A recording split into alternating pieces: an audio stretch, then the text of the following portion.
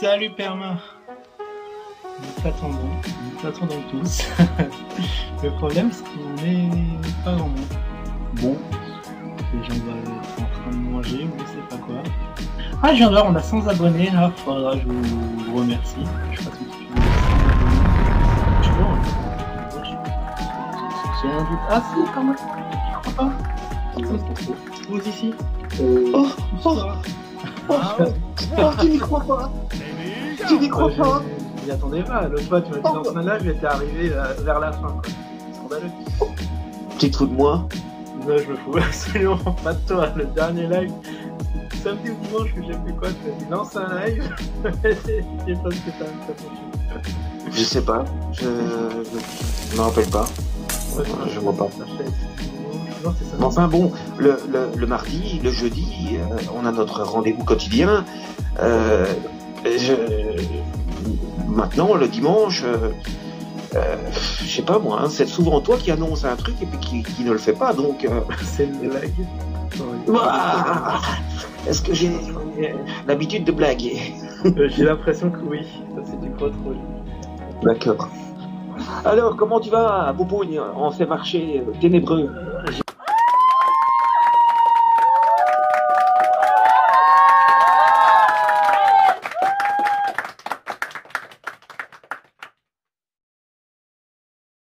Ils ont fini par prendre le contrôle et ensuite ils sont venus faire la même chose au niveau mondial, tout simplement. Et tout ça part de l'Église et ça vient particulièrement des Templiers, donc qui sont reliés directement aussi ensuite à la franc-maçonnerie. Voilà, ouais. Ça a été tout un cheminement. Mais on sait que même les francs-maçons eux-mêmes se sont fait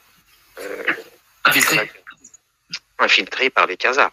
Ouais. Les Khazars sont à l'origine de tous les maux de l'humanité aujourd'hui. Parce qu'à la base, à la base, les francs-maçons, c'était des opératifs, c'était pas des spéculatifs, c'est ça à la base? Oui, en fait, il y a les francs-maçons, en fait, à la base, ils étaient ni plus ni moins que dans la science, dans le savoir, et c'était des érudits. Donc, les Khazars, en s'emparant, et c'est eux qui construisaient aussi les cathédrales et tous les monuments concernant l'Église et beaucoup d'autres. Donc, en sachant que, en pénétrant, en infiltrant la franc-maçonnerie, ils se sont permis d'avoir une hégémonie déjà sur tous les territoires existants, qui étaient déjà quasiment tous affiliés à la franc-maçonnerie, parce que les francs-maçons, c'était des constructeurs à l'époque. C'était pas des... Ouais, c'était des bâtisseurs, en fait. Des bâtisseurs, des constructeurs, voilà. Mais ils ont, en voyageant à travers le monde, ils ont ramené des technologies en côtoyant le monde arabe. D'ailleurs, quand ils sont retournés en Espagne, quand soi-disant les musulmans ont perdu la guerre à Charles Martel à Poitiers, ils sont retournés en Espagne à la bibliothèque de Tolède, où ils ont récupéré des écrits traduits par les Arabes et ils ont découvert énormément de développement culturel et bien entendu au niveau de la construction, et comme pour Napoléon qui avait fait la campagne d'Égypte et qui était rentré avec un pouvoir exceptionnel, voilà, qui leur a permis de développer d'ailleurs le continent européen et de mener là où il en est aujourd'hui. Ouais. Soit dit passant, étaient tous francs-maçons. Mais ouais, ça n'avait pas la même connotation à l'époque. Ouais, justement, les cathédrales aujourd'hui qu'on a en France et en Europe, c'est un savoir qui a peut-être été transmis de ceux qui ont bâti les pyramides. Apparemment, c'est la même science qui a été utilisée pour construire les monuments ici que sur les cathédrales et les basiliques, sur les cathédrales et les pyramides. Il y a un lien entre les deux, en fait, apparemment. Le nombre d'or. Ben oui, c'est ça. Tout est basé sur le nombre d'or. Fibonacci, nombre d'or. Même nous, on est basé dessus, en fait. Même nous, oui, bien sûr. On en a parlé longuement, dans notre live sur l'eau. Hein. Tu sais que quand il neige, tu prends un flocon de neige, tu agrandis, tu vas retrouver le nombre d'or dans chaque flocon de neige. C'est un truc de fou. Dans le tournesol, sur les feuilles des arbres, les phalanges des doigts et tout, c'est monstrueux. Hein. Les francs-maçons construisaient leur maison selon le nombre d'or, et les cartes bancaires qu'on possède maintenant sont faites sous la règle d'or. Le petit côté fois 1,6 le grand côté. Tu as exactement ta carte bancaire, comme par hasard. Moi, j'appelle ça une signature divine, entre guillemets. Sans dire que Dieu il a des mains, pas du tout. Je dis juste qu'en fait, c'est une signature divine, c'est que tout ce qui est écrit du vivant, tout ce qui est écrit du Créateur, en fait, a ses proportions en lui. C'est pour ça qu'ils ont créé les OGM, en fait. C'est pour retirer le nombre d'or de la nourriture. C'est qu'en fait, quand tu manges une pomme, si elle est naturelle, si elle est bio, après, c'est dans le invisible, hein, c'est l'oreille bien visible. Quand tu manges ta pomme, qui a poussé donc normalement dans un potager totalement bio et tout, elle a en elle les proportions du nombre d'or, parce qu'elle vient de la terre. Donc quand ton corps va la manger, quand il va l'assimiler, il va détecter, entre guillemets, ton corps, les proportions du nombre d'or, donc il sait comment il va la reconnaître. Par contre, quand c'est des pommes avec OGM, donc génétiquement modifiées, donc le nombre d'or disparaît, je crois, du fruit, on parle d'une pomme, et du coup quand tu le manges, et ben, ton corps il le reconnaît pas, parce que le produit n'a pas les proportions du nombre d'or en lui. C'est un truc de fou, le corps qu'on a. Le corps qu'on a, il va jusque là, en fait. Il scanne limite les produits qu'on mange.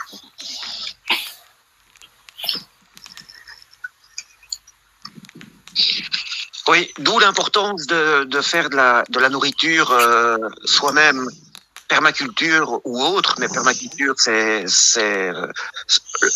l'eau est en voie de disparition, c'est clair et net, et donc une monoculture qui nécessite des arrosages quotidiens, c'est une hérésie totale. La permaculture, c'est... Oula, il y a de l'écho là. Je crois que c'est ton micro, Angelo, qui fait l'écho. Il me semble. Parce que là, j'entends plus d'écho. Ok. Et là, ça va mieux? Coupe voir ton micro, s'il te plaît, frérot. Juste une seconde. Est-ce que vous m'entendez? Là, j'ai plus d'écho. Il n'y a plus d'écho. Donc, ça vient de toi, frérot. Mais bon, c'est pas grave. En tout cas, je vais vous souhaiter à toutes et tous une bonne soirée. Merci, Perma, de m'avoir invité, parce que j'ai plus de batterie quasiment. C'est rare que ça m'arrive. En tout cas, merci à Rachid d'être venu. Ça fait vraiment plaisir, Rachid. Merci à toi, plaisir à partager. Hein. Merci beaucoup pour cette connaissance. J'espère qu'on aura l'occasion de se faire une. Et merci à Perma. Non, c'est moi qui te remercie, parce que, comme dit Angelo, on a toujours beaucoup de plaisir à t'écouter. Tu es un gars très intéressant, vraiment très appréciable, humble, tout comme Rachid Boulawan. Et vous êtes deux personnes d'exception sur le net que j'ai rencontrées. Et vraiment, j'ai de la chance depuis maintenant pas mal de temps de vous côtoyer, d'échanger avec vous sur des lives. Merci à vous deux, les gars. Merci à toi, hein. Merci à vous. Avec plaisir, en tout cas. C'est un plaisir. Vous avez des choses à apprendre à beaucoup de gens et c'est vraiment très bien. Très bien. Merci à vous, les gars. Je te dis à très bientôt. Et puis, n'hésite pas à nous rappeler quand tu veux. Voilà. Il n'y a pas de souci. À bientôt. Ouais, bonne soirée à tous. Ouais, à 15h, bonne soirée aussi. De toute façon, on aura l'occasion de s'appeler demain. Il n'y a pas de souci, t'inquiète pas, frérot. Ok. Ça veut dire qu'il y a plus d'écho. Ah non, mais c'est moi, je vais redescendre, Perma. Désolé, hein. Désolé, la prochaine fois, je montrerai avec le portable à ma femme. Donc, ouais, c'est ça. Je vous en parle un petit peu de ton truc, là. Non, il n'y a pas de souci. Et merci, ça m'a touché. Qu'est-ce que tu as dit, Perma, Rachid, Kaiser? Ça me touche, franchement, ça me touche parce que ça fait très longtemps que je travaille sur ce projet et on aura l'occasion d'en parler. Oui. Moi, je me permets pas de parler d'un truc où j'en aurais pas parlé avant avec toi. T'inquiète pas, il n'y a pas de souci. Je te connais. Ouais, je sais, Perma. Déjà, ça me fait plaisir de discuter avec toi. Il n'y a pas de problème. De toute façon, tu as mon numéro, Perma. Tu peux m'appeler quand tu veux, toi-même, tu sais. Oui, sinon, je t'aurais pas mis modérateur quand t'es arrivé. Ouais, je sais, Perma, je sais, t'inquiète pas. Et puis, j'ai aimé les compliments que tu as fait à Francky par rapport à moi aussi. C'est très gentil de ta part. Ça roule. C'est très Ça gentil. roule. Il n'y a pas de souci. Mais la prochaine fois, je monte avec le portable à ma femme, ça sera mieux, parce que celui-là, je pense que c'est mon portable qui déconne. Donc, Tu parles voilà. en haut-parleur, là? Oh, non, je parle avec le kit mani, mais tu sais, j'ai un portable qui date, hein, tu sais. Moi, je suis pas quelqu'un de matériel, hein. Moi, tu sais, le portable, c'est le dernier de mes soucis, hein, je te dis franchement. Je préfère investir dans des choses vraies, comme tu dis. Voilà. Ouais. Donc, Ouais. c'est comme ça. Il n'y a pas de Ok. souci. Bah, je te souhaite une bonne soirée. Une bonne soirée. Alors. On Ouais, mettra ça. merci. Bonne soirée à toi. Il n'y a pas de En tout souci. cas, t'es bienvenu. Hein. Ouais, je sais. Merci, Perma. Il n'y a pas de souci. Il n'y a pas de problème. Je te remercie beaucoup, Perma. À la prochaine. De plaisir. toute façon, je redescends dans le chat. Il n'y a pas de souci. T'inquiète. Ça roule. Allez, ciao, ciao. Ouais, ciao. Donc, pour revenir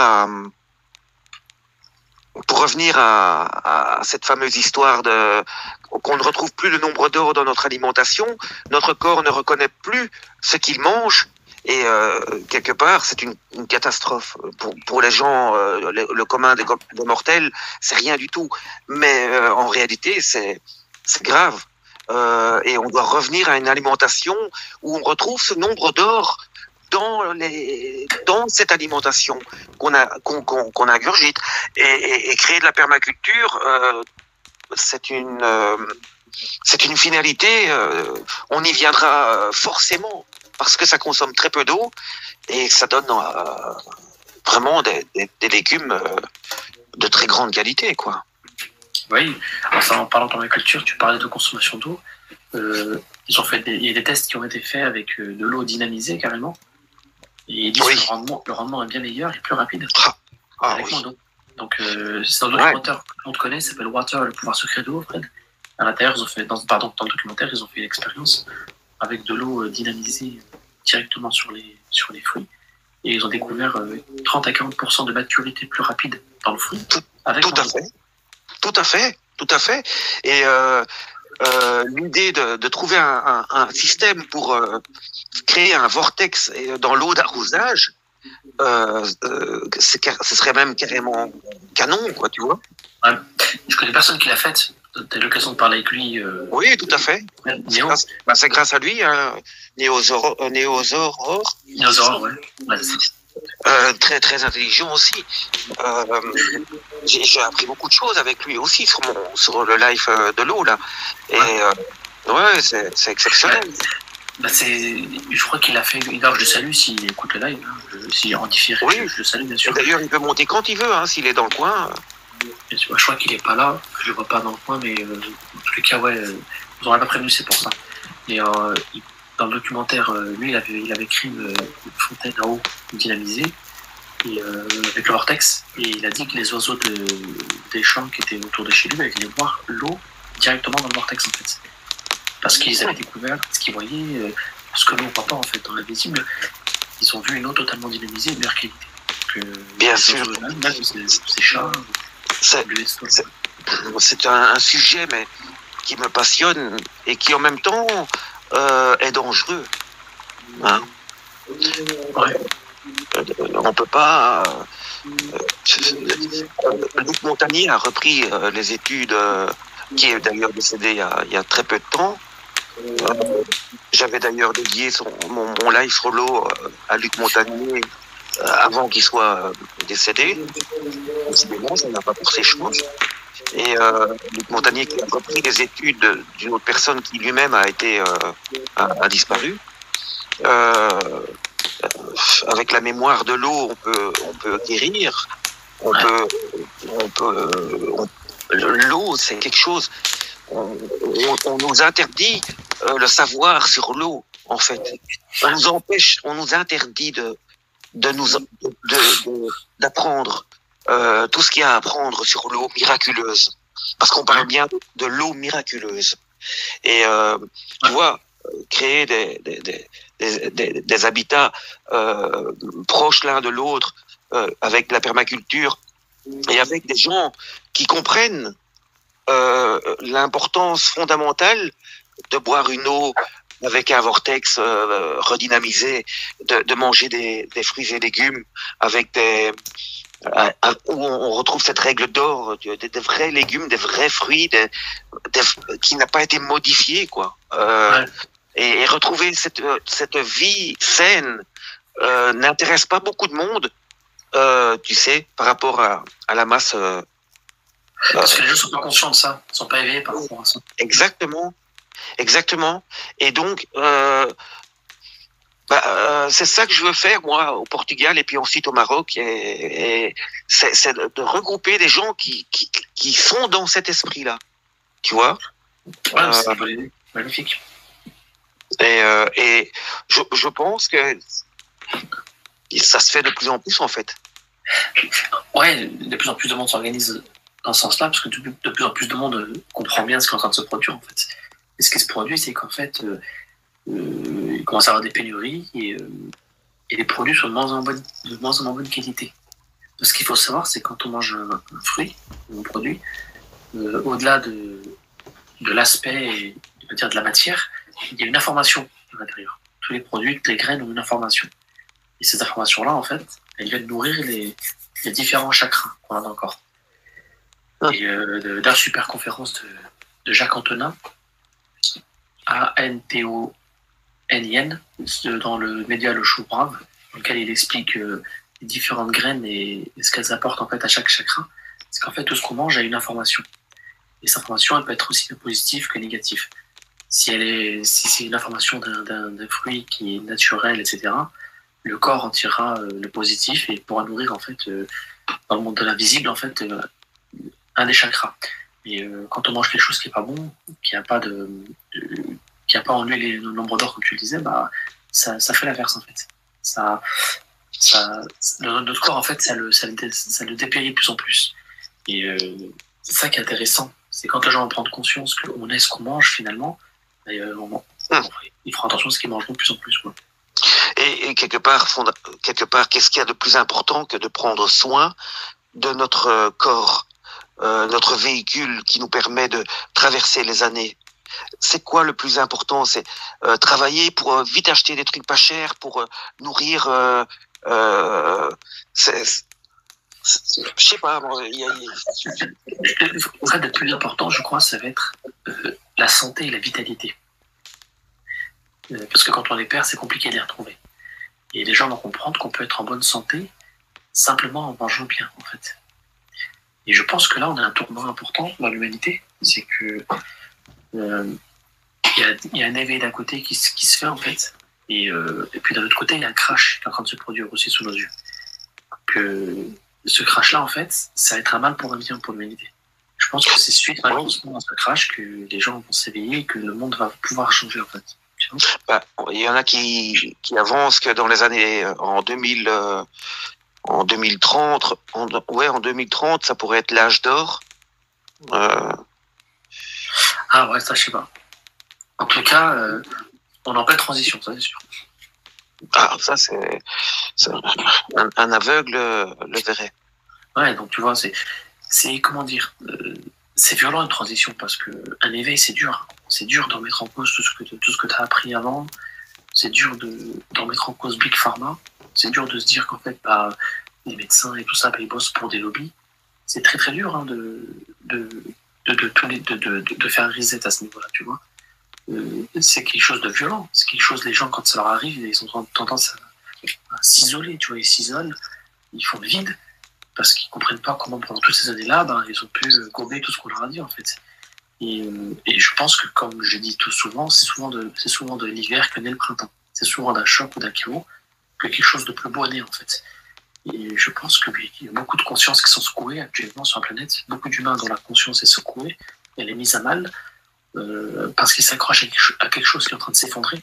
Tu vois, Fred, le système actuel, c'est un peu comme une plaque qui est en train de s'effondrer. Les gens qui veulent rester dessus, ils vont s'effondrer avec. Ceux qui arrivent à sortir de la plaque, ils vont pouvoir regarder la plaque s'effondrer devant eux, mais ils seront sortis de la plaque, tu vois. Donc, c'est un travail vraiment... il y a beaucoup de chaos qui risquent de s'installer, malheureusement, tu vois. Pas partout, mais qui risquent d'y en avoir, mais c'est nécessaire, en fait. Parce que du chaos naît la beauté, tu vois. C'est ça.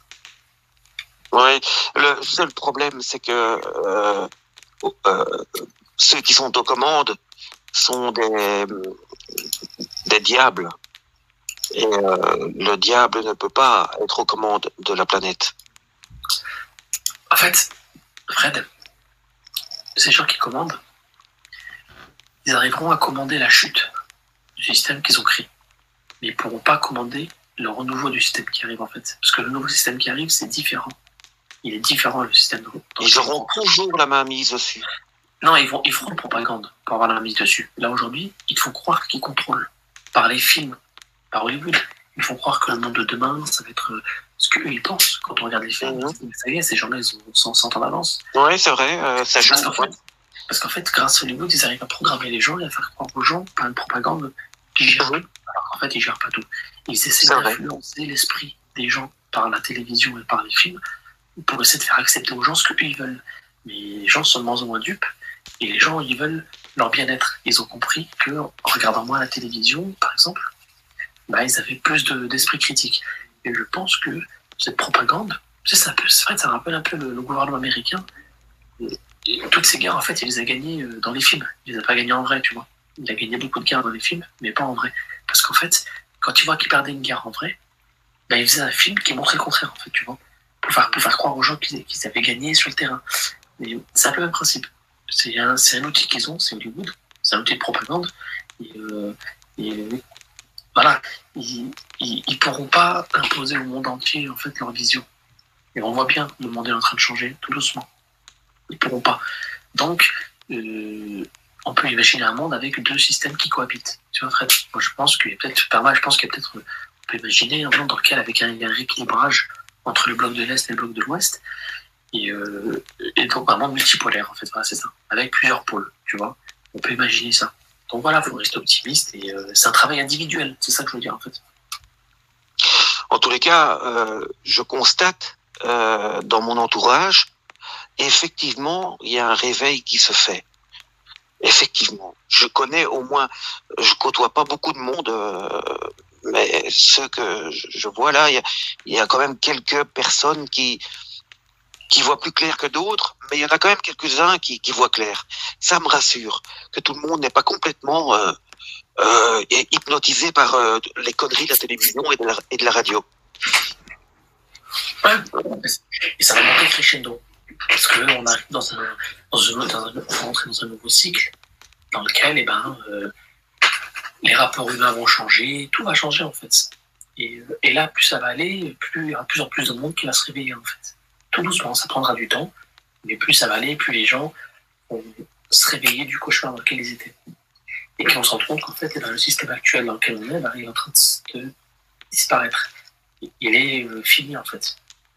Et voilà.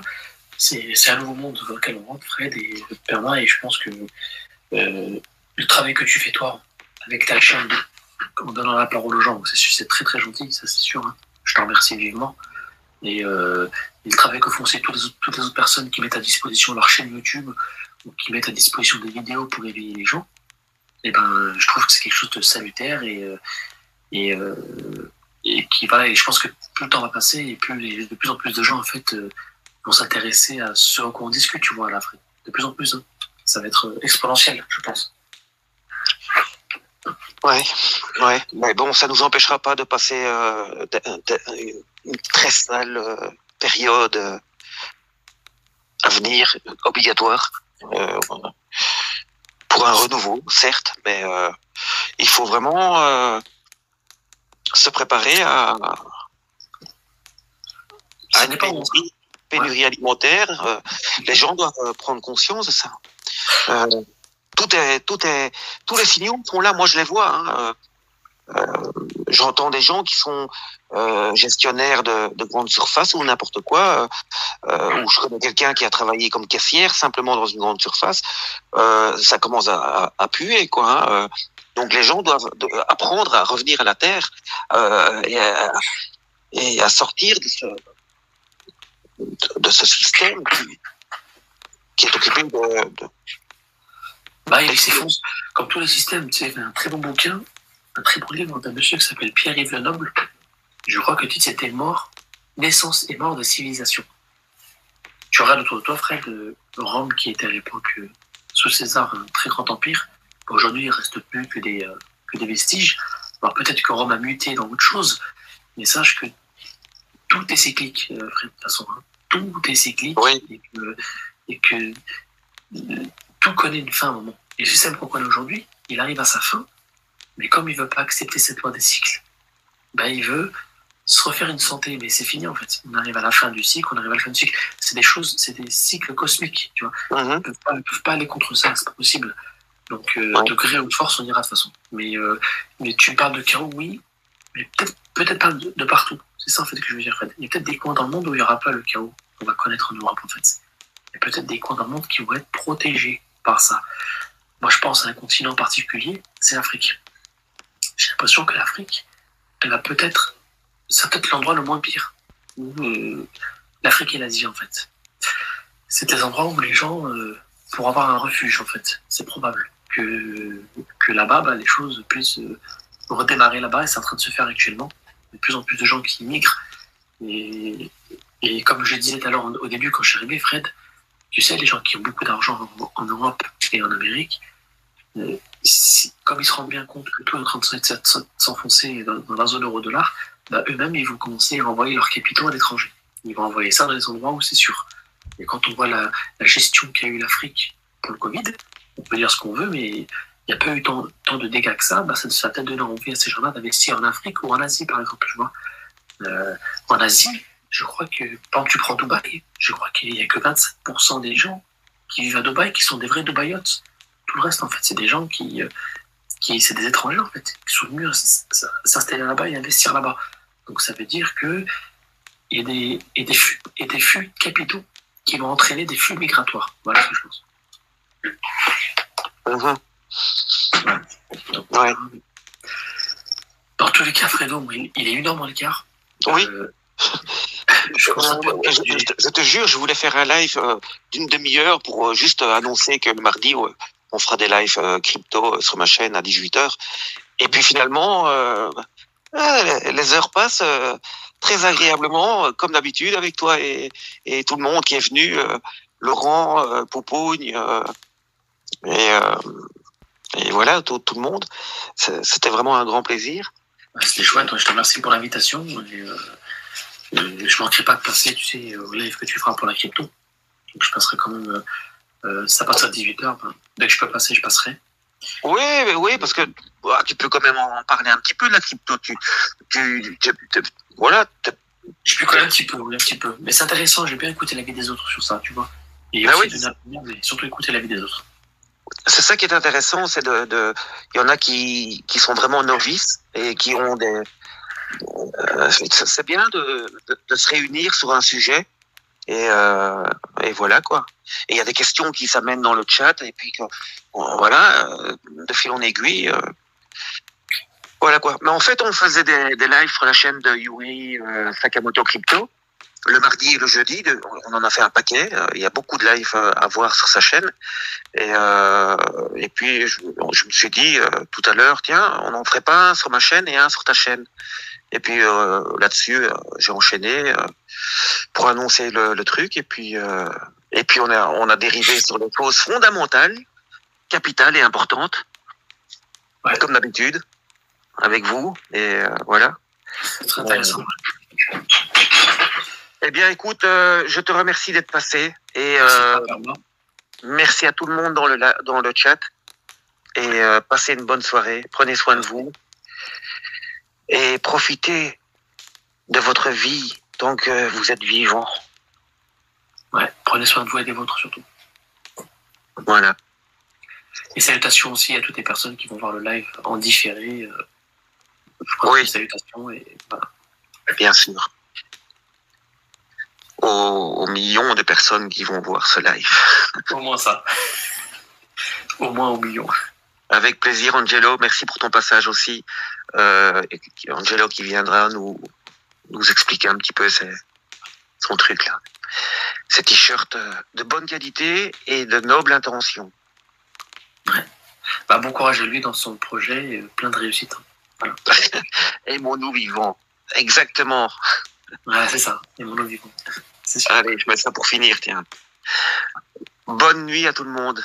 Merci. Salut Fredo. Salut tout le monde. Allez, bye bye. Ciao. Tu as certainement déjà entendu parler de phi, le fameux nombre d'or. Présent dans la nature, dans l'homme, dans des constructions millénaires, certains le voient partout, d'autres nulle part. Signature divine ou simple outil de construction, le nombre d'or génère toutes sortes de mythes. Le temps est venu de faire un petit point sur tout ça. Alors, je te rassure tout de suite, si tu es allergique aux mathématiques, tu peux rester. Je vais évidemment parler un peu de maths et faire un peu de géométrie, mais ça va être très très simple, pas de panique.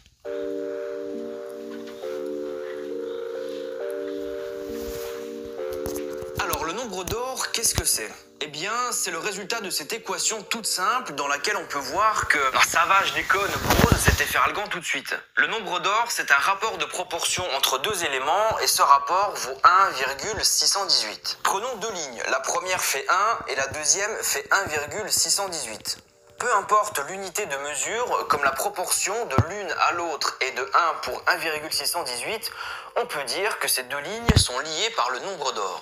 Du point de vue mathématique, c'est un nombre infini et irrationnel, mais comme je vais vous parler principalement de son application, je vais prendre sa forme la plus connue et la plus utilisée, 1,618. On peut donc créer différentes formes géométriques basées sur le nombre d'or. On peut faire un rectangle dont le petit côté vaut 1 et le grand côté vaut 1,618. On appelle ça un rectangle d'or. On peut aussi faire un triangle dont ce côté vaut 1 et ce côté vaut 1,618. On parle, vous l'aurez deviné, de triangle d'or. Ça marche également avec un autre angle. Ce côté fait 1 et celui-là fait 1,618. On peut également faire deux cercles liés par le nombre d'or, simplement en faisant en sorte que l'un d'eux ait un diamètre 1,618 fois plus grand que l'autre. Il existe une forme géométrique qui inclut naturellement le nombre d'or, c'est le pentagone. Pas besoin de choisir soi-même les proportions, car dans un pentagone, cette longueur vaut 1 et celle-là vaut 1,618. Si on relie tous les points du pentagone, on obtient une étoile à 5 branches qui fait également apparaître le nombre d'or. Cette dimension vaut 1 et celle-là vaut 1,618. Celle-là vaut 1 et celle-là vaut 1,618. Le nombre d'or apparaît beaucoup de fois dans un pentagone et dans son étoile à 5 branches. C'est pour ça qu'ils sont utilisés comme symbole dans pas mal de traditions ésotériques. Voyons maintenant la suite de Fibonacci. Elle a été mise en avant par Leonardo Fibonacci, de son vrai nom Leonardo Pisano, un mathématicien italien qui a vécu à Pise aux alentours de l'an 1200. Il s'agit d'une suite de nombres que voilà. Alors comme ça, j'imagine que tu ne vois pas trop le lien avec le nombre d'or, c'est normal. Il apparaît en divisant chaque terme par le précédent. Par exemple, 377 divisé par 233 égale 1,618. 4181 divisé par 2584 égale 1,618, etc., etc. C'est une autre manière de faire apparaître le nombre d'or. On peut également le faire apparaître au travers d'une spirale. Pour tracer une spirale, il faut définir un facteur de croissance. Et quand ce facteur de croissance est basé sur le nombre d'or, voilà à quoi ressemble la spirale. Cette spirale est un cas particulier de spirale logarithmique et en gros, à chaque quart de tour, le rayon de la spirale est multiplié par 1,618. Le nombre d'or a quelques particularités mathématiques assez intéressantes. Par exemple, le nombre d'or au carré est égal au nombre d'or plus 1, c'est-à-dire 2,618.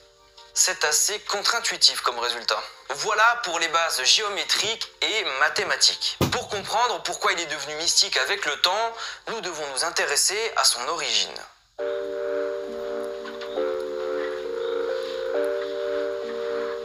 L'origine du nombre d'or est très incertaine. Alors, quand je dis origine, c'est sa formulation par les hommes, parce que lui, il a toujours été plus ou moins là en fait. À ce sujet, il y a deux opinions qui s'affrontent. Certains historiens estiment que son origine remonte à la première étude spécifique dont il a fait l'objet. Dans ce contexte-là, c'est Euclide qui en a fait la première formulation écrite dans un traité de mathématiques et de géométrie qui s'appelle Les Éléments. Euclide est un mathématicien grec né aux alentours de -325 et mort vers -265. Dans son traité, il parle d'un segment divisé en extrême et moyenne raison. Et en géométrie, raison veut dire proportion. C'est la toute première formulation écrite du nombre d'or. La deuxième opinion concernant l'origine du nombre d'or est un petit peu moins certaine que la première. L'idée, c'est de se dire que dans un bâtiment ou dans une forme géométrique, si on trouve le nombre d'or utilisé sous forme de proportion et avec une certaine précision, On peut considérer que ceux qui l'ont construit en avaient la connaissance. Dans ce contexte-là, ce serait en Égypte antique, aux alentours de moins 2550, qu'on aurait utilisé pour la première fois le nombre d'or. On le trouve effectivement dans la grande pyramide de Gizeh, utilisée de manière tout à fait pertinente et avec une très bonne précision. Cette deuxième façon de voir les choses nous offre moins de certitude que la première, car pour le moment, nous n'avons trouvé aucun écrit attestant que les Égyptiens connaissaient et utilisaient le nombre d'or. Quant à l'origine de l'appellation nombre d'or, elle est très récente. Platon l'appelait le nombre scandaleux, car il est irrationnel. Euclide l'appelait proportion d'extrême et moyenne raison. Leonardo Fibonacci l'appelait la proportion d'Euclide. C'est plutôt logique. Léonard de Vinci l'appelait la section dorée. Luca Pacioli, moine et professeur de mathématiques, l'a baptisé la divine proportion. Bon alors forcément, quand un moine fait des maths, on se retrouve vite avec une notion de divinité. Un psychologue allemand du nom de Zeissing l'a baptisé section d'or. Et enfin, Mattila Ghica, un diplomate roumain, l'a appelé nombre d'or en 1931 dans l'un de ses livres. L'appellation nombre d'or, que nous utilisons beaucoup aujourd'hui, a en réalité moins d'un siècle. Bref, le nombre d'or a une origine lointaine dans l'histoire des civilisations. On le trouve dans la plus haute pyramide d'Égypte. Il manque un dernier élément pour en faire quelque chose de vraiment mythique.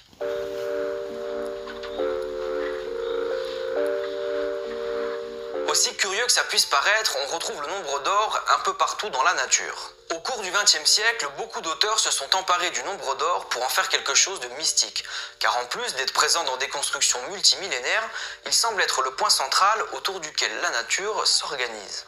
Par exemple, il y a ce mollusque qui s'appelle le nautile et dont le développement de la coquille dessine une spirale dorée. Alors je ne suis pas un expert en mollusques, mais il me semble quand même que leurs connaissances en géométrie sont relativement limitées. C'est d'ailleurs pour ça que certains y voient une signature divine. Ce mollusque n'étant pas conscient du nombre d'or, s'il s'organise autour d'une spirale dorée, c'est qu'il y a une conscience derrière qui impose une règle mathématique et géométrique. Il y a certains arbres dont le développement fait apparaître le nombre d'or. Entre chaque ligne blanche, il y a une année de développement. On démarre avec un tronc qui se divise en 2 branches, qui se divise ensuite en 3 branches, en 5, en 8, en 13, etc. Ça veut dire que le nombre de branches après chaque année de développement évolue en suivant la suite de Fibonacci. Donc si on divise le nombre de branches développées dans une année par l'année précédente, on obtiendra le nombre d'or. Les pommes de pin font également apparaître 2 termes de la suite de Fibonacci, car on peut compter 8 spirales dans un sens et 13 dans l'autre sens. C'est le même principe dans l'arrangement d'une pâquerette. On trouve 34 spirales dans un sens et 21 spirales dans l'autre sens. Ce sont 2 termes de la suite de Fibonacci. 34 divisé par 21 donne ce nombre. On peut considérer que c'est le nombre d'or avec une précision de 2 décimales. On le trouve également dans l'être humain en très grande quantité. Alors, je ne vais pas tout citer, mais je vais m'attarder sur cet exemple-là. Je voulais te montrer l'homme de Vitruve. Vous connaissez forcément ce dessin de Léonard de Vinci. Eh bien, la distance entre le sommet du crâne et le nombril fait 1, la distance entre le nombril et la plante des pieds fait 1,618. Des exemples comme ça, il en existe énormément, mais ce sont des généralisations abusives. Ça ne veut pas dire que tout est faux, mais ça ne veut pas dire que tout est vrai non plus. Gardons le dernier exemple avec l'homme de Vitruve. La distance du sommet du crâne jusqu'au nombril, divisée par la distance du nombril à la plante des pieds, est censée donner 1,618. Si tu prends un être humain et que tu fais ce calcul, tu vas peut-être trouver quelque chose de très proche du nombre d'or ou au contraire de très éloigné. J'ai fait ce calcul sur moi et je trouve 1,7. Alors c'est très éloigné du nombre d'or et surtout c'est très décevant parce que ça veut dire que je ne suis pas proportionné sur le nombre d'or. Si tu prends 50 humains, que tu fais ce calcul et que tu fais une moyenne, tu vas te rapprocher un petit peu du nombre d'or. Si tu prends 1000 humains, tu t'en rapproches encore plus, etc., etc. Face à ça, il y a 2 mentalités différentes, scientifique versus ésotérique. Pour que le nombre d'or dans l'homme soit admis scientifiquement, il faut qu'il soit trouvé avec une bonne précision et surtout qu'il soit trouvé sur 100% des humains faisant partie d'un échantillon. Sur 100 personnes, si seulement 2 d'entre elles sont structurées sur le nombre d'or, un scientifique conclura que l'être humain n'est pas structuré sur le nombre d'or et que le trouver dans la morphologie de 2 personnes sur 100 relève du hasard. Et d'ailleurs, c'est tout à fait logique. Conclure que l'être humain est structuré par le nombre d'or alors qu'on le trouve potentiellement dans 2 personnes sur 100, c'est une généralisation abusive. De l'autre côté, on a la mentalité ésotérique. Alors, comme il existe beaucoup de traditions, je vais me concentrer sur les courants traditionnels. En ésotérisme, on considère que la nature est imparfaite, et le meilleur exemple, c'est l'être humain. On est tous faits sur le même modèle, avec les mêmes procédés de fabrication, et pourtant, il n'y a pas deux êtres humains rigoureusement identiques. Ne serait-ce que parce que les empreintes digitales sont propres à chaque individu. On pourrait d'ailleurs faire une analogie avec les méthodes de procédés modernes. La nature, c'est de l'artisanat en opposition à l'industrie. L'industrie automatise les tâches et produit des pièces rigoureusement identiques. L'artisan, même s'il travaille toujours de la même façon, crée des pièces uniques. La nature produit des êtres humains selon les mêmes procédés, mais chaque modèle qu'elle produit est unique. Le nombre d'or sera peu précis sur un être humain, mais plus l'échantillon sera large, plus la précision augmentera. C'est cette notion qui est importante en ésotérisme. La nature est imparfaite, mais elle tend vers le nombre d'or. Du coup, chercher du 100% dans une nature qui est imparfaite, c'est pas trop compatible. D'ailleurs, la suite de Fibonacci pourrait être une très bonne analogie avec la présence du nombre d'or dans l'être humain. Souviens-toi que tout à l'heure je disais chaque terme divisé par le précédent donne le nombre d'or. Il y a une petite subtilité que j'ai volontairement oublié de mentionner. Si on fait 3 divisé par 2, on obtient 1,5. À ce stade-là, on ne devrait même pas parler de nombre d'or. Ensuite, si on divise 5 par 3, on obtient ce chiffre. Alors on a 1,6, c'est un bon début, mais on ne peut pas vraiment dire que ce soit le nombre d'or. C'est seulement quand on divise 89 par 55 que l'on obtient la forme la plus connue du nombre d'or, 1,618. Donc avec une précision de 3 décimales. 610 divisé par 377 donne le nombre d'or avec une précision de 5 décimales. 121 393 divisé par 75 025 donne le nombre d'or avec une précision de 8 décimales. Je vais m'arrêter là parce que je pense que vous avez compris le principe. Plus le nombre est grand, plus le résultat se rapproche du nombre d'or. Je trouve que c'est une analogie intéressante avec l'être humain et le fait qu'il soit proportionné sur ce nombre. Avec 3 humains, ça ne marche pas vraiment, mais plus on en prend, plus on tend vers le nombre d'or. Alors c'est une vision ésotérique qui ne va pas plaire à tout le monde, mais je te la présente et tu en fais ce que tu veux. Je vais m'arrêter ici pour la première partie. Nous avons vu ce qu'est le nombre d'or, d'où il vient et comment il se manifeste dans la nature. Dans la deuxième partie, on verra quelle est l'utilité du nombre d'or et comment il est devenu un nombre mystique. Je t'invite à t'abonner et à activer la petite cloche pour ne pas rater la notification et je te donne rendez-vous dans 2 jours pour la deuxième partie. Ciao.